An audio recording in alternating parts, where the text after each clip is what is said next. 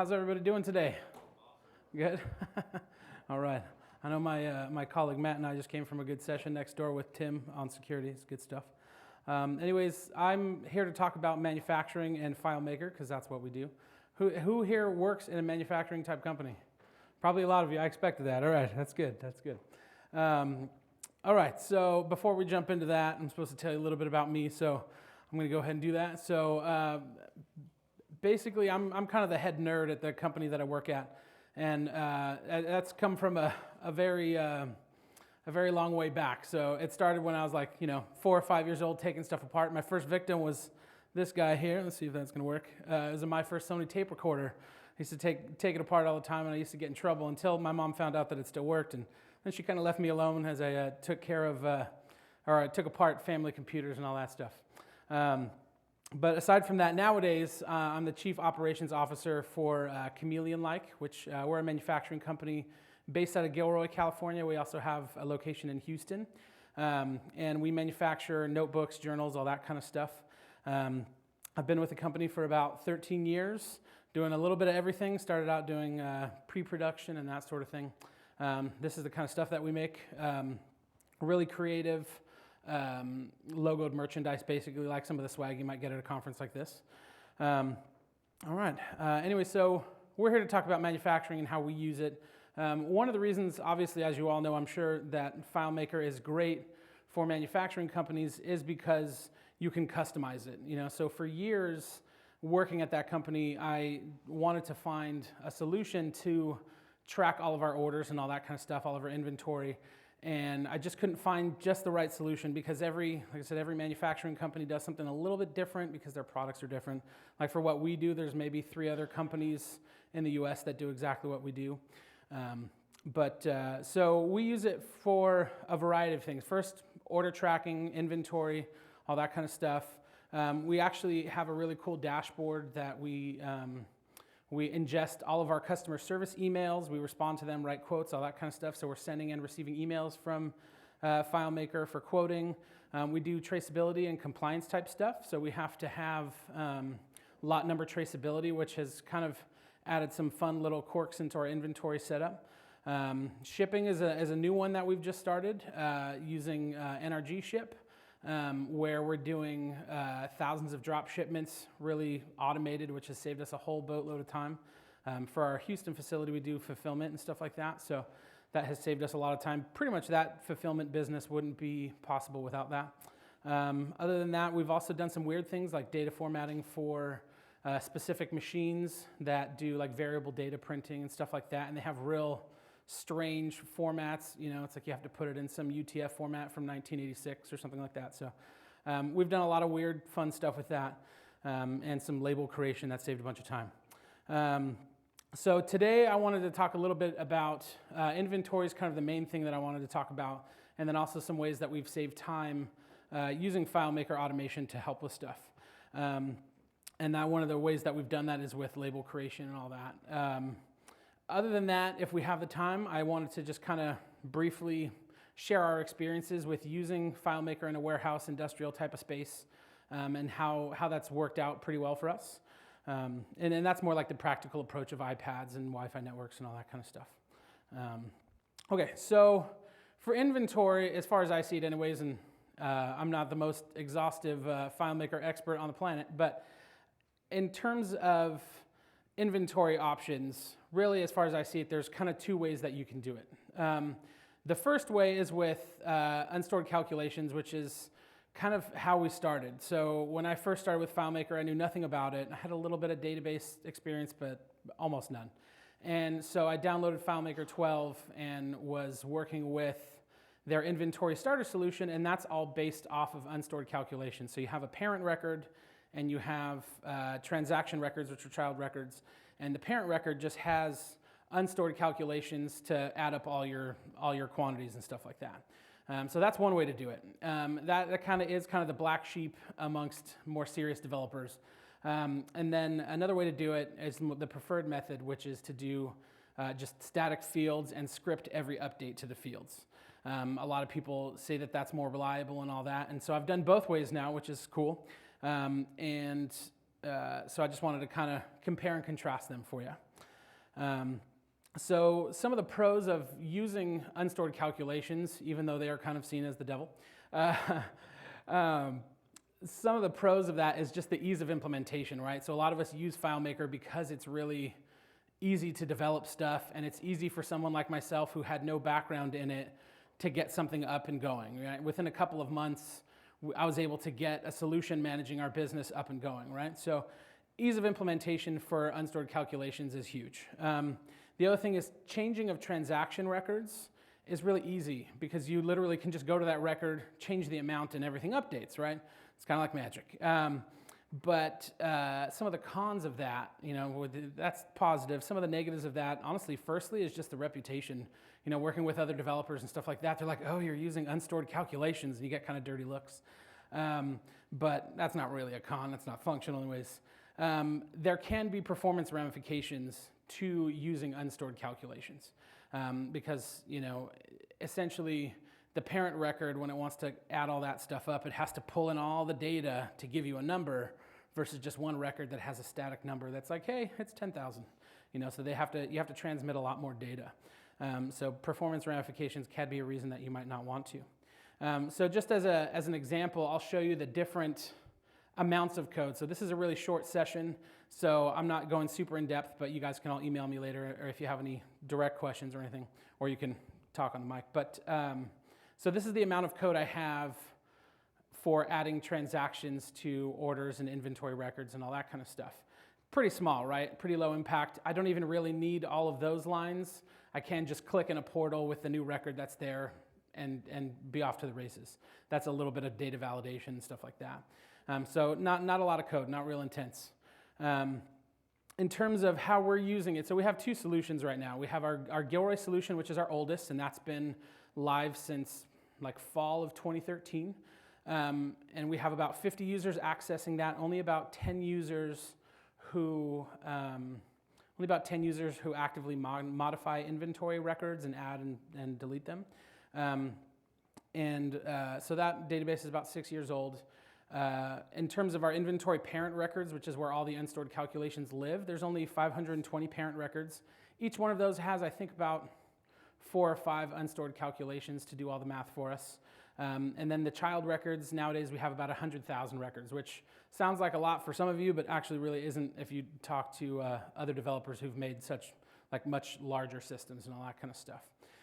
So overall, like I said, when you talk to developers who have been in the game a long time, they'll say, oh, that's really not ideal and all that kind of stuff. But one of my points is it works, So it's been here. We've been using it for about 6 years.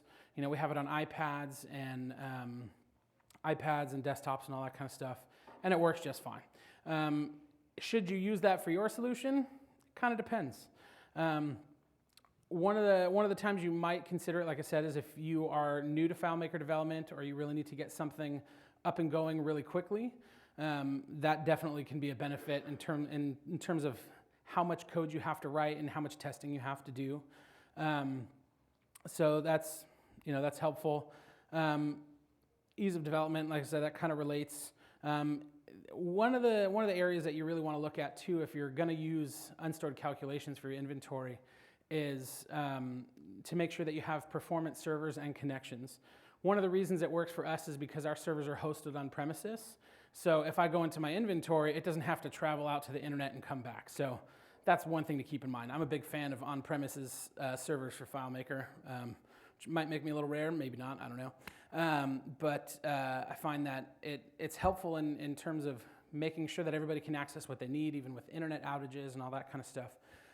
But that's definitely something you want to look at, is how fast your connection is and how fast your server is. In the past, we had slower servers that were based off of desktop hardware, and they definitely weren't as fast as they are now. Another thing to consider is the size or the projected size of your data sets, right? So right now, I just gave you a little rundown of the records that we have in our inventory section. We have different sections of our database. And the inventory section itself, if we were just to separate that from our main file, is really, really tiny. Our file in general is about 8 gigs because of all the email that we're ingesting and stuff like that. But the actual data sets that are transmitting back and forth, not super huge. Pretty low rent kind of stuff. Reasons why you might not want to is if you have really, really large data sets. So if you're working with something where you can expect hundreds of thousands of records like per month or per year, that might be something that you don't want to consider unstored calculations for. Yeah, that's something you got to watch out for. For us, we've been in business long enough now that I can kind of see, okay, well, that's about how many records I can expect per month. And even in the 100,000 range, we're still not having any problems. Slower server hardware. So if you are just getting started and you're going to be running it off of desktop hardware like we were when we first started, a lot of people do that on Mac Minis, that sort of thing. You might consider not doing unstored calculations for your inventory. And then, like I said, slower connections. So static fields with scripted updates, kind of the more modern, more socially acceptable way to do that.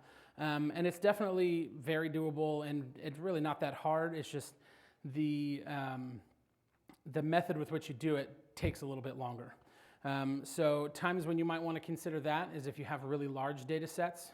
And when I'm talking about data sets, mostly I'm talking about transaction records. But also if you're like a Home Depot store where you have 4 million SKUs and then the transactions for all 4 million SKUs, you might not want to be using unstored calculations. Slower server hardware is a good choice when you're using or when you want to use static fields with scripted updates, and slower connections. Pretty much the opposite of unstored calcs.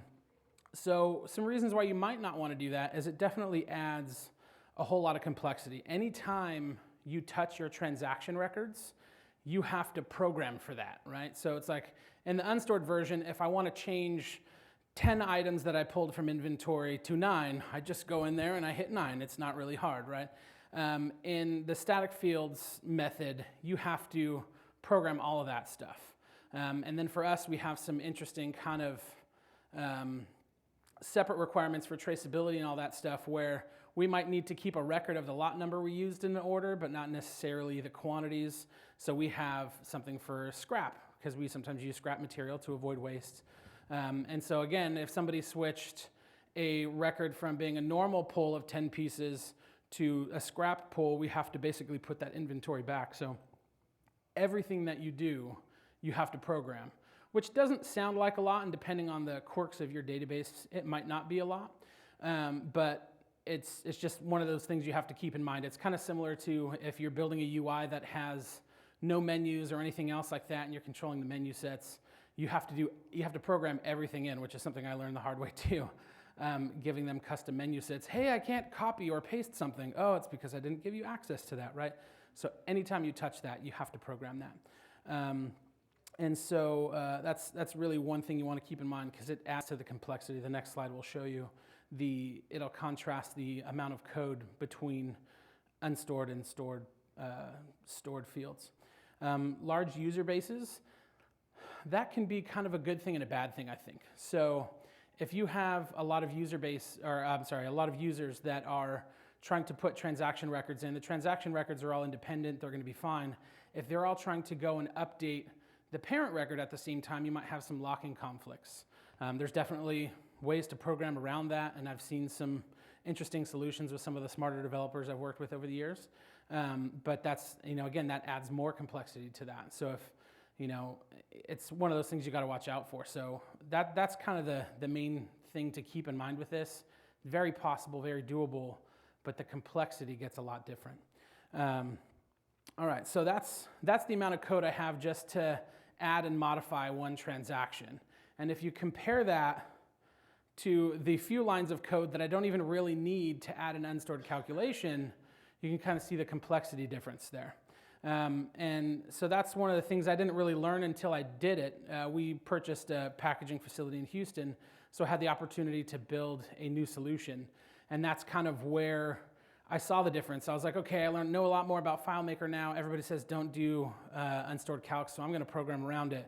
Well, then I'm sitting there for hours and hours writing all this stuff, and then you have to test all that stuff and all that. And so the complication factor is definitely a lot higher. Now that it's there, I'm super happy it is, and I'm glad I learned. But that's just one of those things where if I had to do it over again, not sure I would have done it again. Because that facility is actually even a little less busy than the one that our main solution that's still using unstored calculations is. So again, if I could do it again, I probably would use unstored calculations in that new solution, just for the fact that I know that it would work. And I think part of it is that we have, FileMaker has gotten a lot better even in the few years that I've been using it. And then, we have fast internet connections, all that kind of stuff. And that particular solution I had to get going in about 2 weeks, 3 weeks. And so I ended up spending probably, 20 hours or so writing and testing and double testing and triple testing, all that kind of stuff, because inventory transactions you don't want to have get screwed up. And so that's time that I could have spent elsewhere. So that may not jive with what some folks like to do, but that's just my opinion, so I figured I'd share it. Okay, so that's inventory. I talked about inventory first because in manufacturing companies and warehouse companies, that's a huge part, and how you store those numbers is really important. Another way that we've actually managed to save a whole lot of time in our warehouse with FileMaker is actually with generating labels.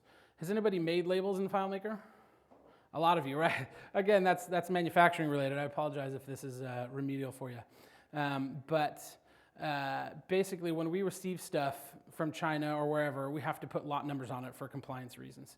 And basically, the way that used to work before it landed on my plate was somebody had to do it in Word in an Avery template and copy and paste and do find and replaces and all that kind of stuff. And that ended up taking a lot of time. This is just a little example of one of the labels that we have to make.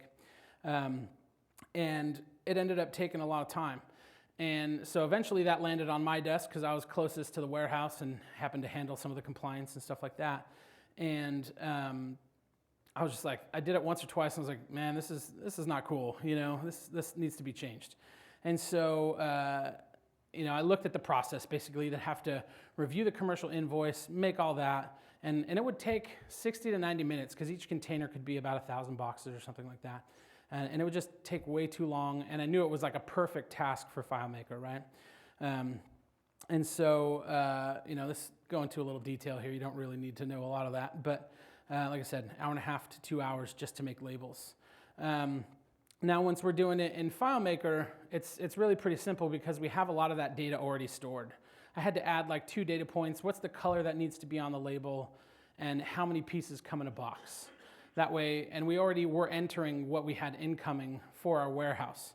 So just by adding those 2 data points on the incoming shipment, which looks kind of like this, adding those 2 data points, the color and the quantity per box, which is stored in the parent record, basically my label creation, once I had coded everything out, was super automatic. So it took something that was like an hour, hour and a half, 2 hours on a bad day and got it down to about 60 or 90 seconds.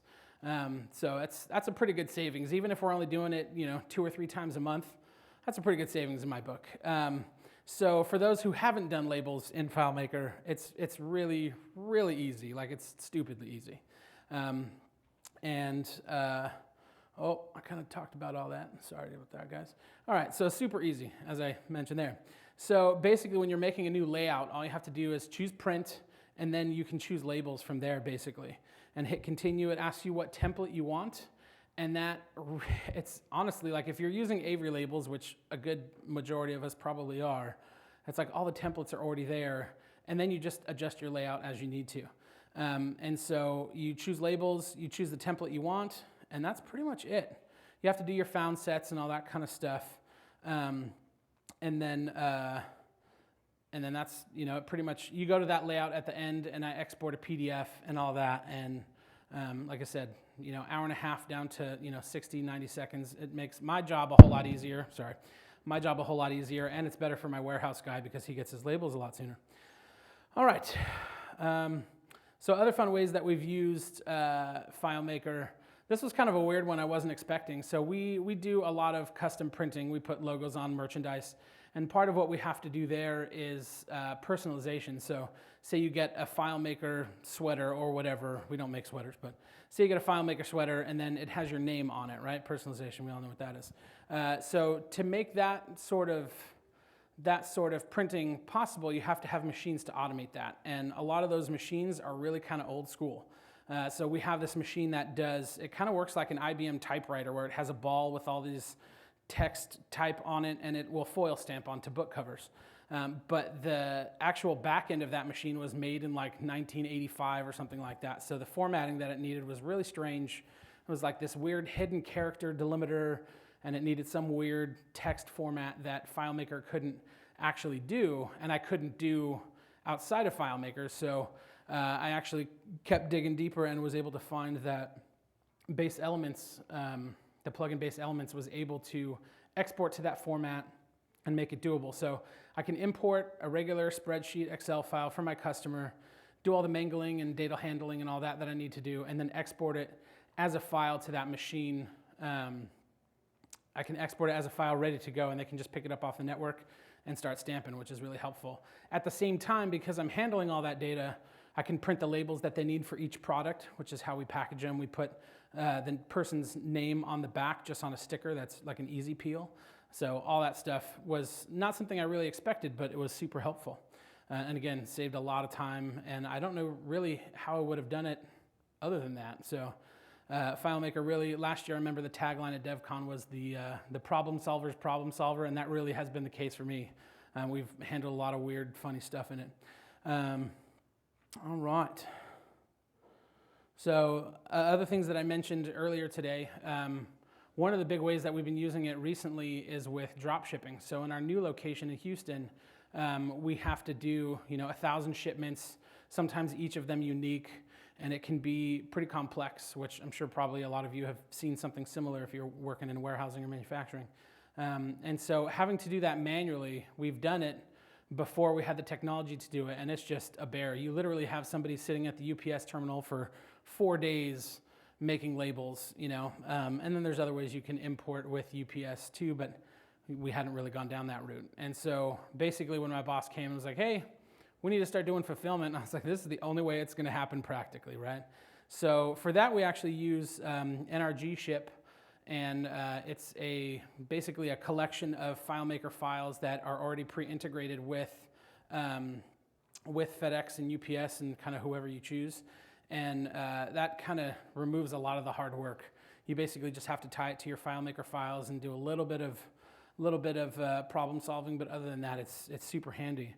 And so our very first fulfillment job actually was for a makeup company, and they didn't even tell us ahead of time, but they sent us a whole pallet of makeup. And for the women in the audience, you know that not every lady uses the same color of makeup, right? So that had a lot of hidden complexity in it too. And so because of the fact that we were already planning on using FileMaker for it, it really actually kind of worked in our favor, because I could import all that data, and each shipment I could print a packing list and a shipping label and have them together, because that was one of the things I didn't want to have to do, was separate them and reconcile them later, because that's just a huge waste of time. And so with importing the customer's addresses, which also included the colors that they needed to get, we were able to make that sort of job possible, because I think it was like 1,300, and every package had a unique combination of products, which, again, communication with your clients is very important, because they didn't tell us that ahead of time. While we were importing that, we could check the formatting of the data, which is really important, rather than like when you import it into FedEx and UPS directly. I think sometimes it just tries to process the shipment, and then it tells you there's an error. Well, now I don't like to get to that step and find the error there, because then you have to go through and reship those. And so when I'm importing, or like before I actually process, that's the time that I like to take care of all my error problems. Because if you're dealing with spreadsheets of addresses, I guarantee you will find errors. I've not received a single spreadsheet without a problem in it, even for my own team for internal use. And so I like to check that in FileMaker or in Excel ahead of time. But FileMaker is nice because obviously you can use data validation and scripts to test the data. And so that's a big plus for doing it in FileMaker as well. Okay, so in terms of the practicality of having FileMaker in a production space, obviously, like a lot of places, we have iPads floating around there. In our office, we have a whole lot of desktop computers. They're all Windows-based. We're probably some of the minority of non-Mac users here at DevCon. But we have PCs in the office, we have a Windows server, and then we have a bunch of iPads floating around the production space. We also have some TVs on the walls in certain spaces where we show production schedule daily. And so in 6 years, we've had probably a grand total of, I don't know, 40 or 50 iPads, and we haven't broken a single one. And it's really I think, to blame on one thing, and that's that we invested in tough cases for them. Because I tell you, they've been dropped and run over with forklifts and all that kind of fun stuff. And somehow magically we haven't lost a single one. Normally they kind of age out and their batteries die and can't recharge. That's usually why we get rid of them, or if they get too slow. But cases are really important, obviously. One of the cases that we used to buy OtterBox cases, but they tend to be pretty expensive, especially for iPads. And so one of the cases I found on Amazon is a company called Nutrient, and they have a case called the Gladius case, which is a pretty tough case, but it's not too tough, it's not too big, which also the OtterBoxes tended to be. And so for about $25 versus 60, 70, 100 for the OtterBoxes, all of our iPads are protected, and it really has served us pretty well. So that's a huge win in terms of not losing iPads. I fully expected that I was going to have some get broken and some get stolen or just lost, and we didn't have one or two get lost, but we always found them. Okay, wireless networking, obviously very, very important if you're using an industrial space. Our main campus has 4 separate buildings, 2 of which are production spaces, and then 2 of which are warehouses, and connecting them all together was definitely a fun experiment when we first started. So one of the first ways we did is we tried to connect them via wireless from building to building, and that worked, but it didn't work well. So basically at the end of the day, after I think a year or 2 of working with that really slow network, one of the things we ended up doing was just paying to have someone trench and run wiring between the buildings, and our network got a whole lot better. And that way we have access points in every building, and that way they can all be actually wired in instead of repeating the Wi-Fi that they get from the previous network. The other thing is we use Unify hardware, which is made by a company called Ubiquiti. I'm sure probably a lot of you have heard of it. If not, basically they can all act kind of like a mesh network.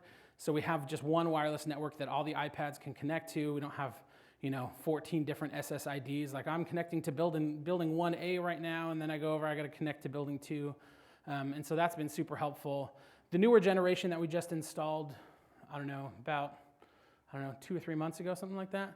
The newer generation we just installed definitely increased our speed, which is really helpful, and it had some newer features that more or less allow roaming, where we had kind of version 1 hardware that didn't allow that, so you had to just disconnect and reconnect real quick. You didn't have to choose a different network, but so that's been really helpful. What else? Oh, hosting. So hosting is important. For me, I know everybody's trying to push everything to the cloud, and I see a lot of merits in that for certain things. Like our Office 365 is in the cloud because that server is huge and the amount of data is really huge, and now kind of our Office workforce is distributed now. When it comes to FileMaker, though, I'm really preferential to on-premises hosting. We definitely back up off-site as you would, but I really like that even with enterprise-grade internet, dedicated fiber that's 200 megs symmetrical, even with like a dedicated business internet connection, there's still times when it goes down. And we've had times where it goes down and we can still produce just fine. Like our office obviously can't make phone calls or can't email, but at least I can still make product and build for product and get it out the door. And so that's one reason why I'm really a huge fan of on-premises hosting. Also, like I was saying, if you do go the unstored calculation route for your inventory, it's going to make it a lot faster, because if it has to pull all those records over the network just to give you a number, that's going to be really, really slow if you have to pull it over the internet.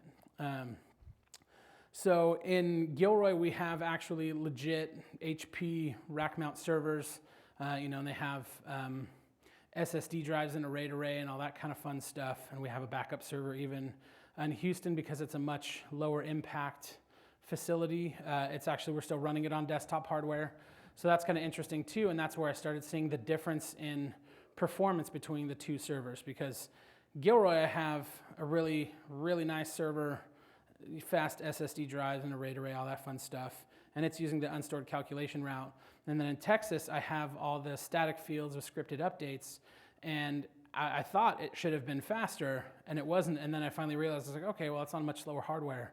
But it's funny how the server hardware can have such a huge impact on that. And so that's like I said, just one thing you want to keep in mind when you're trying to spec out your servers. I know sometimes you have to work around budgets and all that kind of stuff too, so that's definitely something something to keep in mind when you're structuring your databases. All right. That's pretty much what I got for you today. I really appreciate your time. Does anybody have any questions or anything? Yes, sir. Do you do any printing from the iPads with thermal printers? Not thermal. Well, we print to laser printers, and actually, Matt's my colleague here. We stopped doing it real quick because we were starting to get some printing errors from iOS, because we were trying to air print to like laser printers for packing slips and stuff like that, and real quick we found that it just was not reliable at all. So yeah, it's just, we haven't found a lot of luck with that. Do you do any barcode printing? We don't currently. The only barcodes we print are on our shipping labels, but that's actually something we're looking into soon. Very soon. Right now, our job numbers are really, really short. You know, it's like 5 or 6 digits, so it's really not hard to punch them in, but that's kind of the next step, right? It's like always be improving. We're trying to learn lean, right? I'm sure some of you probably heard of it, and the whole point of that is to always get better, and so that's kind of the next step. I didn't see a reason to complicate it in the beginning, but now I think we have enough people and enough orders that that's going to help out. For us, there's a bit of a delay when it's printing the barcode. Oh, really? Printing barcodes, Uh-huh. putting it in a container, and then printing it. I'm just wondering if anyone else, Yeah. barcodes on all our stuff. Showing barcode in all files. Mm-hmm. Are you guys using like a plugin to make the barcodes, or you're generating them natively? Yeah. Yeah. I've played with that one a little bit. I wonder if it's because it has to like access something else, or does it just render them right there? I'm doing natively. Uh-huh. With some code that generates the image and throws it into the Mm-hmm. But it's all in FileMaker. And it's not using a plugin or anything? Yeah. I'm using QR codes. I have a program called second delay. I'm just using fonts to generate my QR codes. And so the web viewer takes like a quarter second sometimes to generate. So if I program that pause in, it start working. Yeah, it's amazing how sometimes you can actually have the tools to do that. I didn't have a need to do anything like that until the last like year. I was doing some sort of import or something, and just programming a little pause in there was super helpful. Any other questions? Sweet. Thank you for your time. I really appreciate it.